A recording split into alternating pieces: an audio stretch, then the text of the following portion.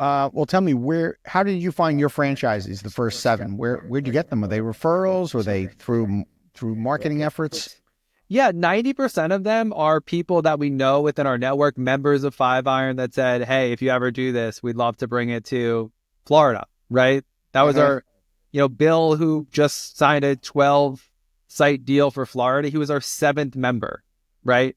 He was a member back in the day. He's been around for a long time. He's seen the growth of the company, and he's the one who wanted to do that. Our Dubai franchisees, same thing, member of Five Iron, spent a lot of time there. We're in our leagues. Really, it's been a lot of organic growth. And that's also something that I'm proud of too, that it's actual customers enjoying the experience enough saying, hey, I want to go do this thing. And tell me, Jared, I'm kind of thinking about, the way your business model is. I would imagine franchisees really need to have that clarity. Are they in the golf business or in the food and beverage and entertainment business? Because I can only imagine what training and support looks like, because there's really almost like two completely different sides of the business. For sure. So we split our company into performance and social. Both are golf, but you have the performance side of the business and the social side of the business. I think both of them are equally as important. And, back to that question on differentiators, you have, a Top Golf, for example, that is very much on the entertainment side of the business. Great company. They're investor in Five Iron. And then you might have like a Golf Tech or a Club Champion, someone that's much more focused on the golfer. Both of those, what differentiates us is that we do both. Now, at the same time, our competitors are going to say, why would you do a corporate event at Five Iron? They have golf lessons. Like, that's not going to be fun. And at the same time, why would you take a golf lesson at Five Iron? The group next to you is eating quesadillas and drinking beer. So I think the magic of Five Iron, when we get it right, is that you're really bringing that ecosystem together and building something that's special. What it takes, to your question, is an incredible ecosystem. I was just looking at our sort of tech footprint. We're using 50 plus softwares to sort of manage everything from HR to in-sim ordering, our app, waiting lists. There's so much technology that goes on, and obviously a great corporate team and franchising support team that helps with that as well. But it is certainly not easy. And I think what is not easy is also sort of what makes Five Iron special. Yeah. How big is the corporate team? Yeah, the corporate team's about 50 people, depending on sort of where you would cut it up. And, it ranges from an awesome marketing team to, we have a president of new ventures that spends his entire day, Martin, he's unbelievable, working on our app and gaming. And, we innovated in this space to begin with. Like, how do we make sure that we're staying ahead of the game with the technology and gaming and tournaments and everything else that's out there, and you can do with the simulators and how dynamic they are. So, there's all that support that was originally built for corporate stores in many ways that is also there to support the franchisees as well. Even, events, we split those up into event sales and then event production, and just being able to talk to the Erie team, for example, about how to work event sales and the software triple seat that we use and how to use it and how we use it. And then on the event production side and the, how to use Square and all of that. So I think the systems and processes and everything that we've learned there and just teaching that and be able to sort of get the franchisee started on the right foot, it has been a huge benefit to them. And the other thing I would say is on the build out, you can figure out yourself that you need 12-foot ceiling height or 11-foot ceiling height and X, Y, and Z. But the amount of money that we save franchisees on the actual CapEx because of the mistakes that we've made is truly it was a thesis of mine, and it certainly has come to fruition. Is just like, that is a area where we just add so much value, making sure they get set up for success, and not make many of the mistakes that we made. Sure. What's the investment range to open? Yeah, I don't get this wrong from what's in the FDD, as that's, apparently a cardinal sin in this world. But I would say, a lot of it depends on the landlord's contribution in terms of helping support of the build out and everything. But I would say you're looking at probably a minimum $700,000 to, really up to sort of what you can dream of doing, which could be $2-3 million, for a really flagship site in a place like Dubai. Those guys went above and beyond. They're close to 30,000 square feet. It's a whole miniature golf course, roof deck, bar.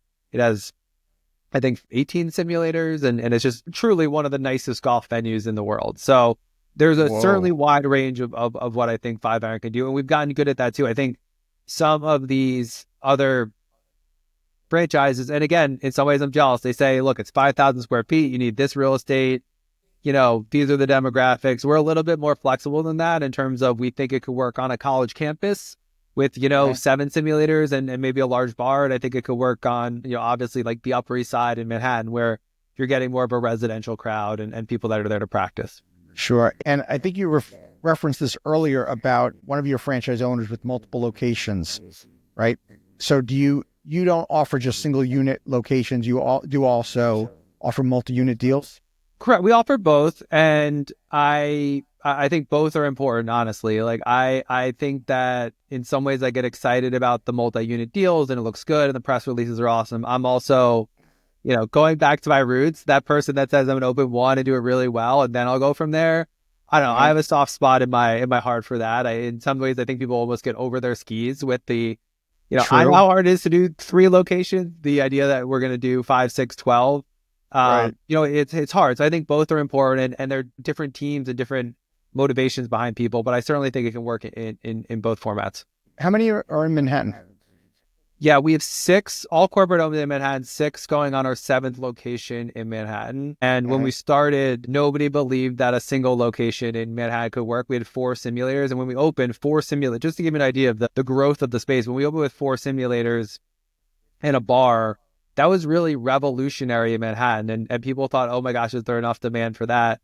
Now we have, 100 bays across Manhattan. And, yeah, I think not only have we proven that people like 5 Iron, but I think places like Manhattan and Chicago downtown is becoming really the catalyst for the boom of the sport of golf has been crazy to see. I mean, you're seeing guys with hoodies and graffiti and street art and this whole sort of cultural relevance to golf again, where now it's the cool sport to play in high school.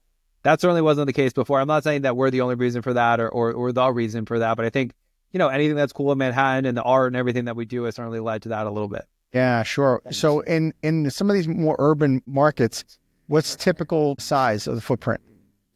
So footprint in the urban markets, at this point, I would say you're looking at a minimum of, 11, 12,000 square feet up to 25,000 square feet. And, one thing that but people sort of say, all right, we want to go to London or we want to go to Midtown Manhattan. It's not that easy, right? There are only so many spaces that are X number of square feet, have ceilings. These buildings were built in 1855, right? It's not that easy to even find, let alone zoning and all the other sort of regulations and everything. So, it's not as easy as just saying, hey, we want to go here, especially in these cities. So you're kind of working around the building designs and the restrictions and permitting and zoning and all that stuff just to find a spot. Right. Well, you're so careful about who you're awarding a franchise to. Is you said it yourself that it's not like you have to sell a franchise, to keep the lights on. But what do you think, Jared, if people that are listening to this that are interested in opening one, what would you say is some of the most ideal traits? Like, who is your ideal franchise owner? I think it's someone that wants to be there, right? And it doesn't mean you're going to be there forever. It doesn't mean that you're not going to hire a general manager or a team of people. But I think you should like hospitality. I'm going to have Setting the Table here, my Danny Meyer book right next to me at all times. And you should get excited about that stuff, right? You should make, if people leaving happy is something that you enjoy and you like, reading people and complimenting on this and that and getting them the extra beer, drink, or, comping them for their next visit. Like those types of instincts will make you successful at a 5 Iron. Thank you for tuning into the Emerging Franchise Brands podcast.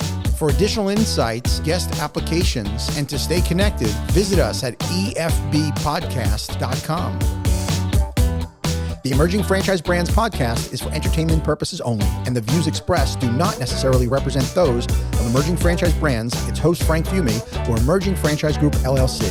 Any discussed franchise or investment opportunity requires thorough investigation, obtaining proper disclosure documents, and expert consultation before making any investment decisions. The podcast and its host do not offer professional advice or endorsements, and they hold no responsibility for actions, representations, accuracy, or consequential damages related to the podcast content.